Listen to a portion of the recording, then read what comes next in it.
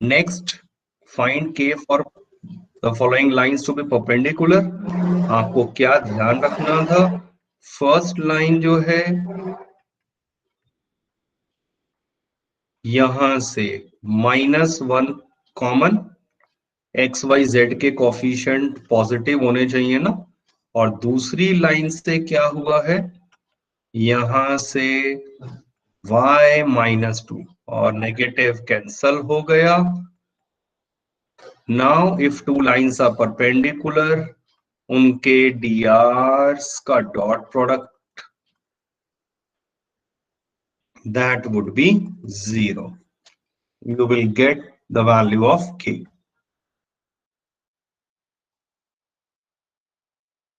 फिर एक ये आ गया था कि आपको पैरेललोग्राम की 3 वर्टिसेस गिवन है।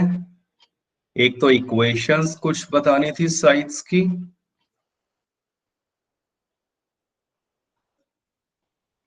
एंड द थर्ड ये डी कोऑर्डिनेट अननोन है, इसे एक्स वाई जेड कह दिया। Find the vector equation of the side A B and B C. तो वो तो सिंपल है, 2 पॉइंट फॉर्म से आप इजीली लिख सकते हैं इसके लिए वेक्टर इक्वेशन। अगर वेक्टर में कन्वीनियंट नहीं है तो जनरली जैसे मैं प्रेफर करता हूं, मैं पहले कार्टेशियन लिख देता हूं ए बी की, वो ये हो जाएगा। फर्स्ट पॉइंट से मेरा न्यूमरेटर तैयार, नीचे इस लाइन के डीआरस कर देंगे, x2 minus x1, y2 minus y1 and z2 minus z1। और once I have this equation with me, अब आप सीख चुके हैं how you are going to convert this into Cartesian. वैसे सॉरी वेक्टर, वैसे देखें तो -2 कॉमन है, तो आप प्रोपोर्शनल में इजियर बिल्कुल नंबर पिक कर सकते हैं। डी के कोऑर्डिनेट्स निकालने के लिए वन स्टूडेंट शेयर्ड कि भाई पैरेललोग्राम है तो A B and C D equal होंगे, B C and A D equal होंगे, तो हम डिस्टेंस फॉर्मूला लगा देंगे। Very very complicated equations still solve नहीं होंगी। क्यों? क्योंकि 2 इक्वेशंस मिलेंगी इन 3 वेरिएबल्स, आंसर नहीं आएगा।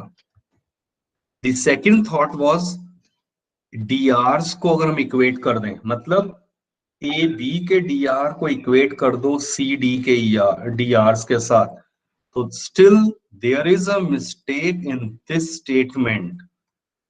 आप चेक करिए, डीआरस इन दोनों लाइंस के सेम नहीं कहेंगे। इन जनरल डीआरस जो है वो प्रोपोर्शनल होते हैं, तो इस कंसेप्ट से भी आप डी के कोऑर्डिनेट नहीं निकाल पाएंगे। लकीली इस क्वेश्चन में क्या हुआ कि रूल ये लगाओ और आंसर मैच कर रहा है, बट जनरल रूल या कॉन्सेप्ट की बात करी जाए तो वो ठीक नहीं है। तो आपको करना क्या है, बहुत सिंपल चीज, 10th क्लास 11th क्लास की ये डायगोनल्स हो गए, और पैरेललोग्राम के डायगोनल बाइसेक्ट करते हैं। इसका मतलब mid point of AC is actually mid point of BD। तो AC का मिड पॉइंट का मतलब simply I am going to apply the mid point formula, और इसे इक्वेट कर दो BD का mid point formula x plus 2/2, y plus 3/2, z plus 4/2. Equate the coefficients, you will have your required answer.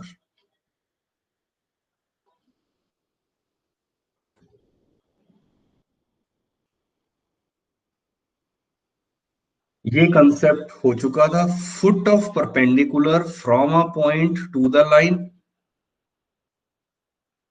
ये foot of perpendicular draw हुआ है, आपसे इसके कोऑर्डिनेट्स पूछे हैं, तो क्विक रिकॉल है equal to lambda any point on this line, वही आपने बी के कोऑर्डिनेट्स मान लिए, एनी पॉइंट लिखकर वो ये बनेगा। बस इसके बाद आप ए बी के डी आर निकाल दो,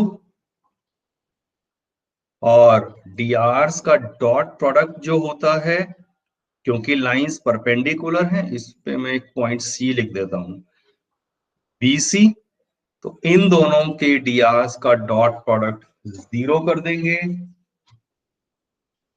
लैम्डा आ जाएगा, पुट करके P के कोऑर्डिनेट्स आ गए, योर आंसर।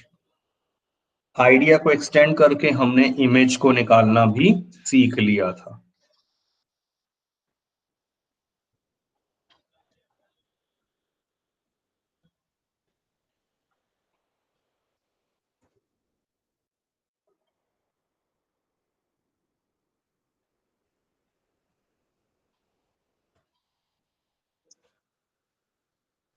फिर ये find the equation of a line passing through the point and perpendicular to these two lines.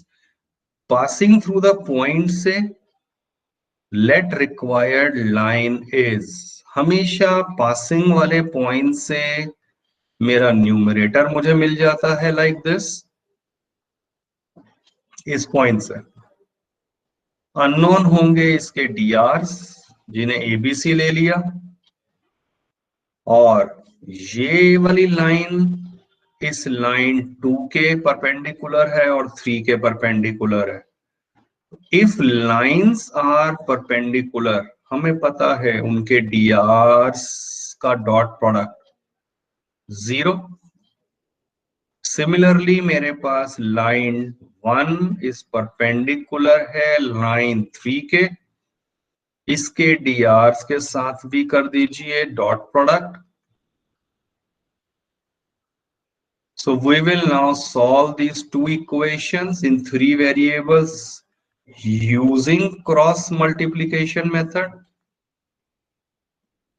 a के नीचे a वाले कोफिशिएंट हाइड कर देते हैं और जो बच गया उसका डिटर्मिनेंट b के नीचे ये आ जाएगा, c के नीचे ये आ जाएगा। Get the value of abc in proportional number और यहां रिप्लेस, योर आंसर।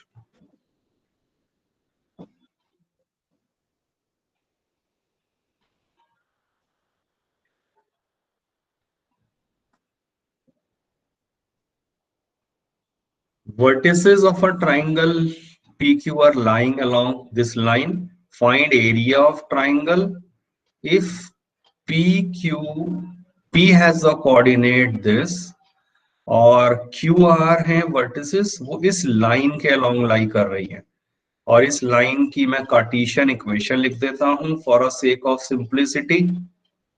ये क्विकली आप सभी समझ जाएंगे कैसे चेंज करना है। ये आ गया, आपको QR सेगमेंट भी दिया है 5, तो of course area of a triangle is half base into height, right. तो एरिया क्या होगा इस ट्राइंगल का, अगर लॉजिकली सोचा जाए, हाफ बेस इनटू हाइट। तो अननोन है पीटी कैसे निकालेंगे, उसके लिए सिंपल विजुअलाइजेशन है, फॉरगेट दी ट्राइंगल। सोचो ये पॉइंट है और एक ये लाइन जा रही है जिसकी इक्वेशन मुझे पता है। विजुअलाइज इन दिस केस इस तरह से, आपको ये पीटी की लेंथ निकालनी है, distance of a point from a line. Exactly this is the method to follow. Coordinate आ जाएंगे, डिस्टेंस फॉर्मूला लगा देंगे to get the perpendicular height, वो वैल्यू यहां पुट हो जाएगी, your answer. Find vector equation and hence determine the distance between them. इसमें एक चीज छोटी सी क्या ऑब्जर्व करने वाली थी, ये है, और दूसरी लाइन में से इफ यू नोट सिर्फ यहां चेंज कर दिया था, तो ये y-3 होकर नीचे 6 दे देगा। और अब अगर आप ध्यान से देखें drs, they are proportional, 1/2 1/2 1/2। D R proportional का मतलब एक्चुअली ये लाइंस हैं, पैरेलल लाइंस हैं, तो इनके बीच का डिस्टेंस का फॉर्मूला बदल गया है, वो ये वाला लगेगा। वो वेक्टर फॉर्म में आप कन्वर्ट कर लेना, you will have your answer. अगर आपने यहां ये ऑब्जर्व नहीं करा होता कि ये पैरेलल हैं और शॉर्टेस्ट डिस्टेंस वाला स्क्यू लाइंस वाला फॉर्मूला लगा देते, आंसर 0 आता, विच इज रॉन्ग। तो wrong usage of the formula हो सकता था। तो ये ऑब्जर्वेशंस आर वेरी इंपॉर्टेंट।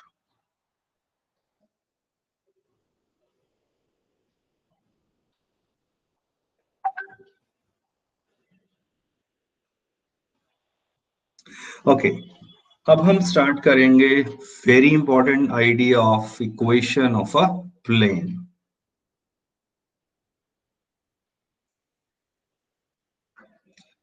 तो सबसे पहले प्लेन होता क्या है? सिंपली एक सरफेस आपको पता है, a smooth road is going. अगर स्मूथ है तो वो प्लेन है।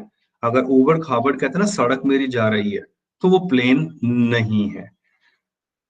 इन सिंपल वर्ड डिफाइन कैसे करते हैं कि अगर आपने कोई भी मेरे को सरफेस गिवन है और if you choose any 2 points in that surface, कहीं पर भी, और उन्हें ज्वाइन कर दो, अगर वो लाइन सेगमेंट उसी सरफेस में लाई करता है, तब तो वो प्लेन है, नहीं तो नहीं है।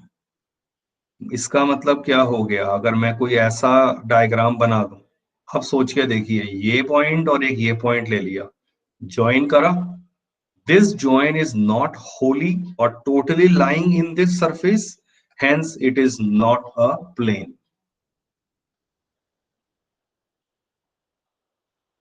So प्लेन को जनरली मैं ऐसे डिनोट करने वाला हूं, ये जो स्काई ब्लू कलर से यहां दिखाया है। और जैसे लाइन के लिए small L is a notation, plane is generally denoted by pi. Imagine plane है ना, ये यहां तो मैंने इतना सा दिखाया है, but this is extendable in all 4 directions. Infinitely आप इस इमेजिन कर सकते हैं कि ये प्लेन आपका बढ़ते रहता है। So that is our simple imagination.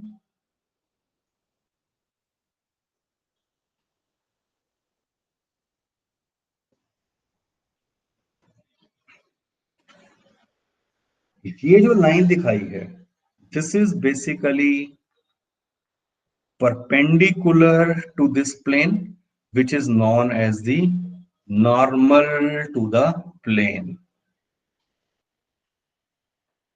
And one can easily imagine, इसी के पैरेलल अगर एक और ये लाइन ले लेता, तो ये और ये अगर पैरेलल हैं, तो this can also be considered as the normal to this plane, यहां से ले लेता, and so on. So one can easily imagine that to a plane, I can assume and imagine infinitely many normals can be drawn. Later we will study, बहुत जल्दी वो आने वाला है वैसे, कि this is the equation of a plane. तो अगर मान लो लिखा है 2x plus 3y minus 4z is equal to say 8. So this actually represent some plane in the space. Check करिए, अगर मैं इसका बाई चांस z वाला कोऑर्डिनेट नहीं लिखता, और मैं इस समय 9th क्लास या 10th क्लास की बात कर रहा हूं, और even in 11th also, this represents a line only, 2 dimensional line. तो यू विल रियलाइज कि अगर ये z पार्ट ऐड होता है, तो जो इक्वेशन बनती है ax plus B Y plus C Z is equal to D, इस फॉर्म में वो एक्चुअली 3D के अंदर प्लेन की इक्वेशन हो जाती है। इट हैज नो लिंक और relation with a line in 2D, just that coincident है, बाई चांस है कि जो 2D में लाइन की इक्वेशन है, उसी तरह की इक्वेशन 3D में प्लेन की आ जाती है। धीरे धीरे हम एक और चीज यहां पढ़ने वाले हैं, जो मैंने ये 2 लिखा था, ये 3 लिखा था और ये -4 लिखा था। इस प्लेन की इक्वेशन में जो ये एबीसी लिखे होते हैं, ये एक्चुअल में क्या हो जाते हैं, dr of normal to this plane.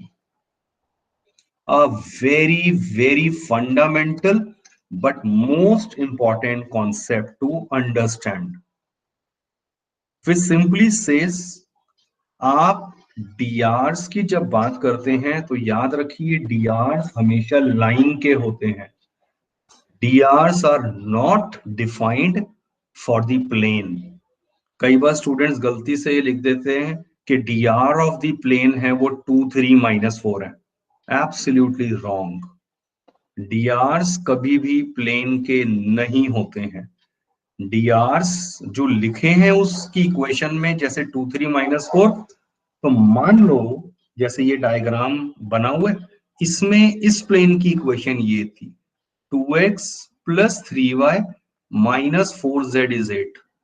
तो अगर ये इस प्लेन की इक्वेशन है, तो ये जो नॉर्मल है, एक्चुअल में ये नॉर्मल वेक्टर क्या हो गया, 2i cap + 3j cap - 4k cap, कि इस नॉर्मल वेक्टर के डीआरस 2 3 एंड -4 हो जाएंगे।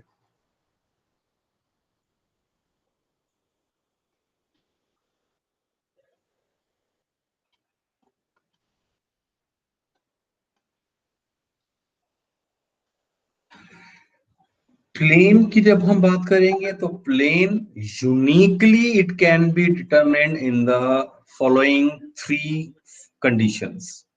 So this is my form 1, which is referred to as the normal form of the plane। और फिर ये हमारा जिसे हम एज अ फॉर्म 2 कहकर चलेंगे, and this is my form 3। So 3 possibilities होंगी जिसमें हम प्लेन की यूनिकली इक्वेशन निकालने वाले हैं।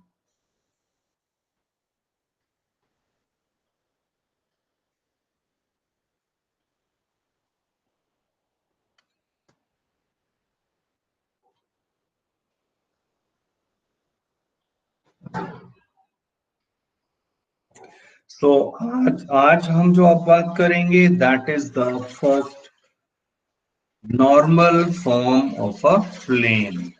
तो normal form of a plane में आप इमेजिन करिए ये सिचुएशन, ये जो ग्रीन कलर से दिखाया है, this is the plane whose equation we need to find. ये कोई भी जनरल पॉइंट है P, whose position vector is R, और ये नॉर्मल टू द प्लेन है। इस डायग्राम को देख के अगर कंफ्यूजन लगे कि ये नॉर्मल कैसे है, आप इमेजिन कर लो इसकी जगह मान लो ये इस प्लेन के ऊपर परपेंडिकुलर लाइन है, जिसे मैं एन वेक्टर कह रहा हूं। तो this is the normal to the plane. और आपको इस प्लेन के ऊपर ओरिजिन से अगर परपेंडिकुलर ड्रॉप करा गया, ये OA, ये डिस्टेंस D यूनिट्स है। आपको 2 चीजें गिवन है। अगर मुझे पता है distance of a plane from origin, ये मुझे D पता है, और दूसरी चीज मुझे क्या पता है, normal vector N to the plane। If these 2 things are given to me, in that case vector equation of the plane is given by R dot n cap is equal to D। We are not going into the proof part। आपको सिर्फ diagram को समझना है and ultimately learn the formula and then followed by simple applications. तो R dot n cap, n cap का मतलब obviously unit vector हो गया ये।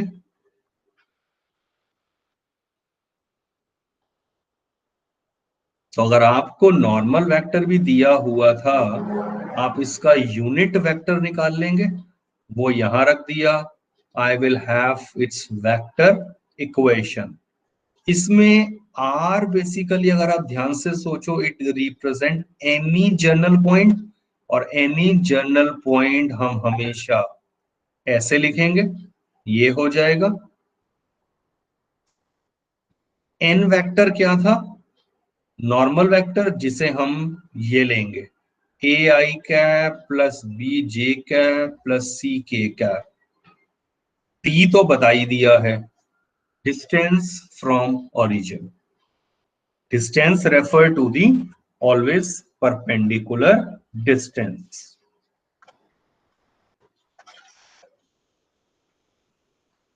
और ऐसे में जब मैं बात करूंगा इसकी cartesian form of a plane की, तो नॉर्मल फॉर्म, जिसे मैंने कहा था मेरा केस वन या फॉर्म वन है ये वाली, तो इसकी कार्टेशियन फॉर्म एक्चुअली हो जाती है L X plus M Y plus N Z is equal to D.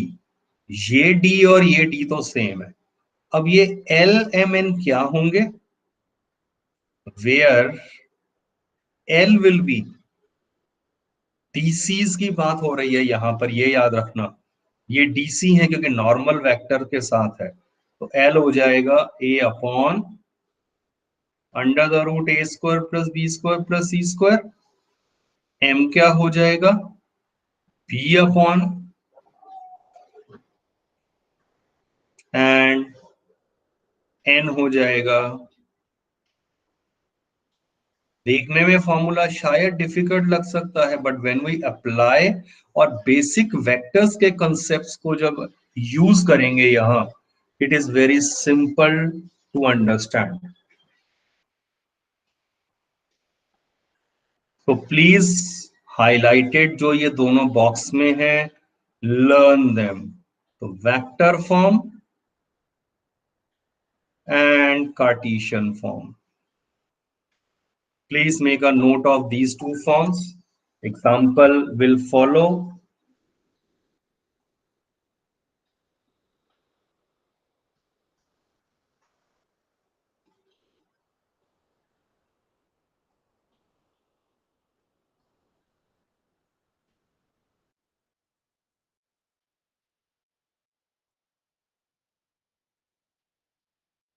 Note कर लीजिए।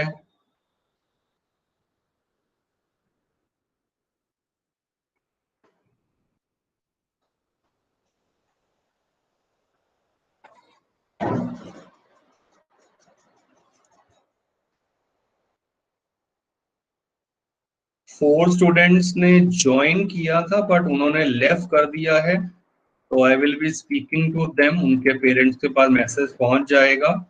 तो ये सिर्फ नहीं है कि आप फॉर्मेलिटी के लिए, आपको अगर क्लास नहीं करनी है तो एक भी क्लास मत अटेंड करिए, मेरे पे किसी की तरफ से कोई एहसान नहीं हो रहा है। But if you are attending, be serious and throughout the class you will be here.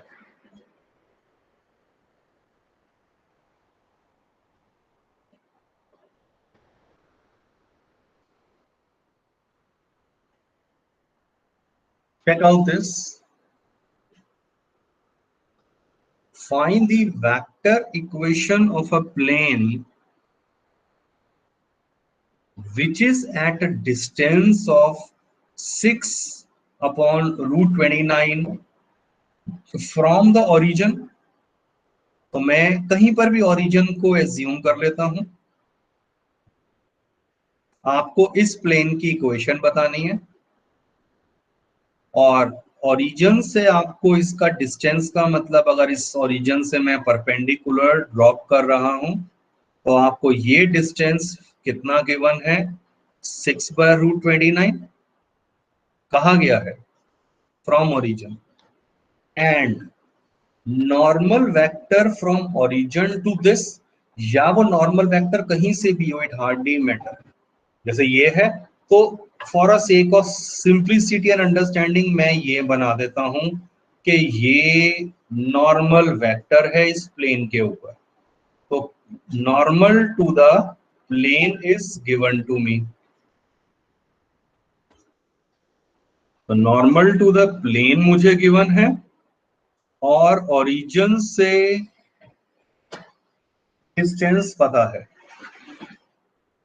तो इस केस में आप चेक करिए, हमारे पास वेक्टर इक्वेशन पूछी थी, तो चेक इट आउट। सबसे पहले एन वेक्टर गिवन था और फॉर्मूला दिमाग में ले आइए, r dot N cap is equal to d. तो I need the unit vector, तो इसका मैग्नीट्यूड निकाल दिया, ये सेल्फ एक्सप्लेनेटरी है, √29 आ गया।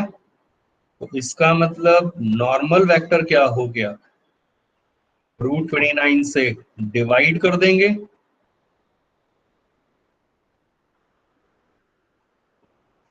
तो रिक्वायर्ड आंसर क्या हो गया, आर डॉट, ये तो फिक्स है, आर डॉट एन कैप, अब ये निकाला हमने,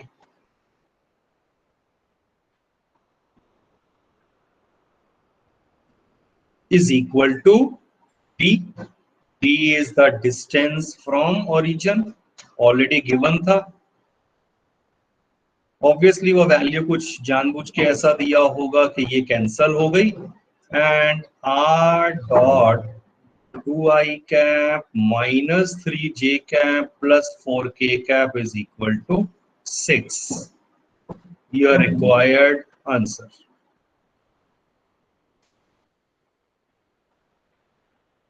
मान लेते हैं आपको इसकी कार्टेशियन फॉर्म भी निकालनी थी, तो कार्टेशियन फॉर्म इसे देखकर ही डायरेक्ट देखिए कैसे लिखते हैं, आर, लॉजिकली सोचिए आर वेक्टर क्या है एक्चुअल में, एक्स आई कैप प्लस वाई जे कैप प्लस जेड के कैप है, जनरल पॉइंट है ये, इसका डॉट प्रोडक्ट हुआ इसके साथ, और डॉट प्रोडक्ट कैसे निकालते हैं, आई आई के कोफिशिएंट मल्टीप्लाई जे जे के हो गए और के हो। So which is the required Cartesian equation of the plane? With practice अगर समझ आ जाए तो आपको ये वाली लाइन लिखने की जरूरत ही नहीं है, आप डायरेक्टली i की जगह x रखिए, y को j is y और k की जगह मान लो z हो रहा है, and accordingly 2x minus 3y plus 4z is equal to 6. You may directly write down the Cartesian equation.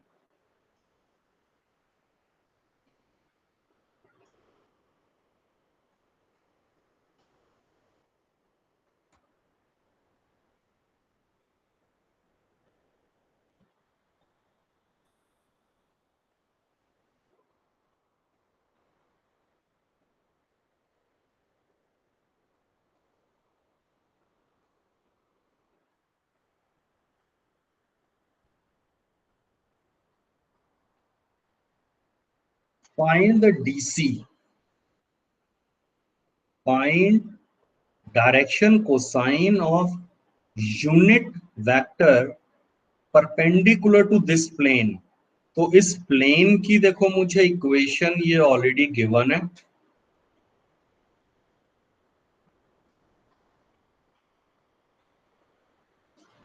ठीक है, पासिंग थ्रू दी ओरिजिन। तो ये हमारा इसी सब टॉपिक की बात हो रही है, धीरे धीरे पहचान बन जाएगी। यूनिट वेक्टर और वो वेक्टर हमारा ओरिजिन से पास है, तो R dot N cap is D. But आपसे सिर्फ एक छोटी सी चीज पूछी है, डीसी पूछे हैं, चेक इट आउट। सबसे पहला काम बहुत ध्यान से आप इसे इसकी स्टैंडर्ड फॉर्म में लाएंगे। RHS represents the distance, it cannot be negative, through out -1 से मल्टीप्लाई कर दीजिए।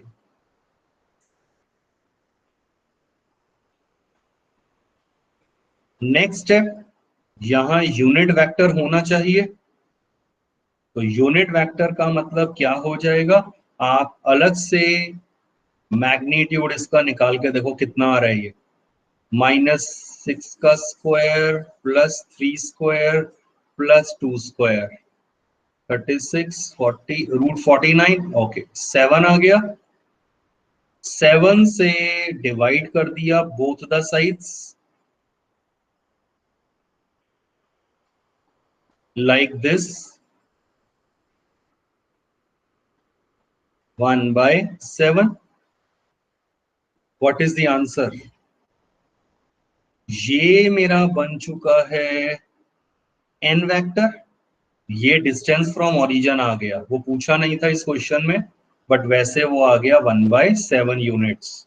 तो आपसे डीसी पूछे थे, तो डीसी क्या हो गए नॉर्मल प्लेन के, नॉर्मल वेक्टर के, -6/7, फिर 3/7 and 2/7, your required answer.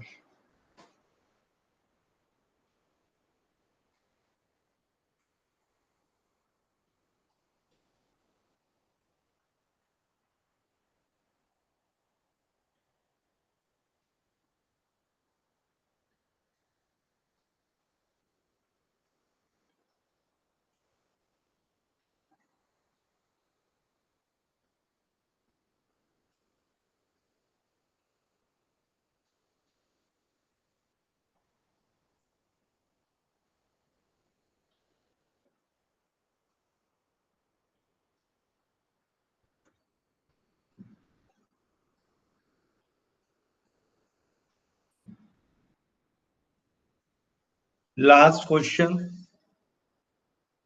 Find the distance of this plane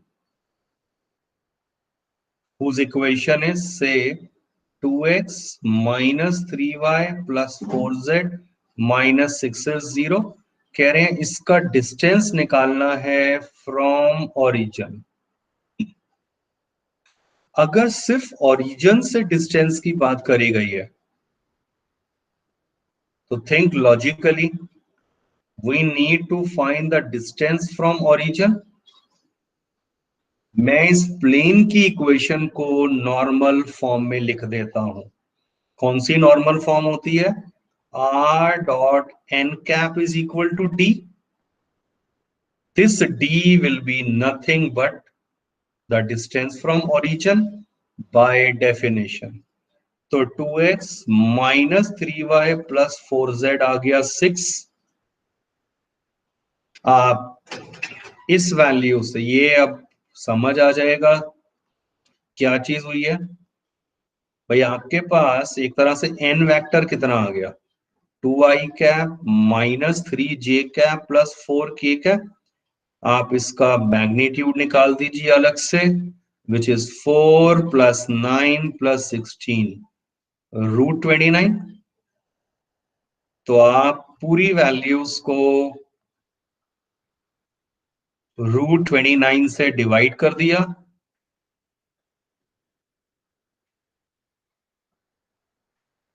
and if you note carefully, ये मैं क्या लिख सकता हूं, r डॉट, ये आई कैप आ गया, जे कैप आ गया एंड के कैप आ गया। So what is the benefit of this, this is the unit normal vector वाली form, r dot n is equal to d। तो आपके पास डिस्टेंस जो पूछा था, that is your required answer.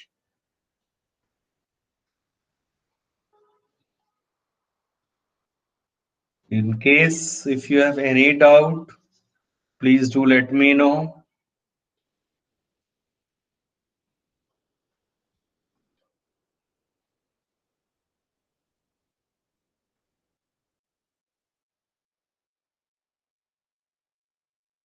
Please make a note of it. Very important ideas. अब through out, मतलब ये अब आपके यूज होते रहेंगे, ये नहीं कि सिर्फ फॉर्म 1 में खत्म हो गया। अब ये कंसेप्ट जो हैं ये आपके थ्रू आउट आगे भी कैरी फॉरवर्ड होने वाले हैं.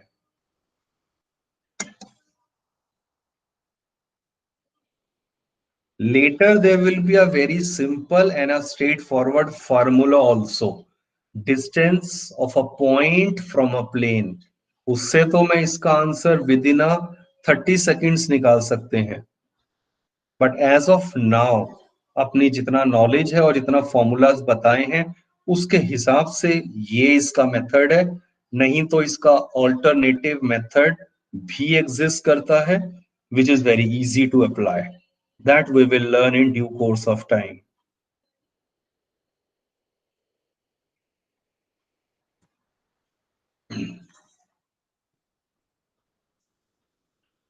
Chaliye, that's all for the day.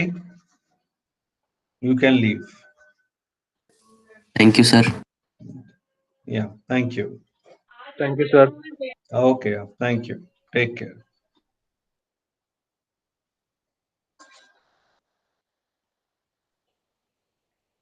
Thank you, sir. Okay, Vijay. Thank you.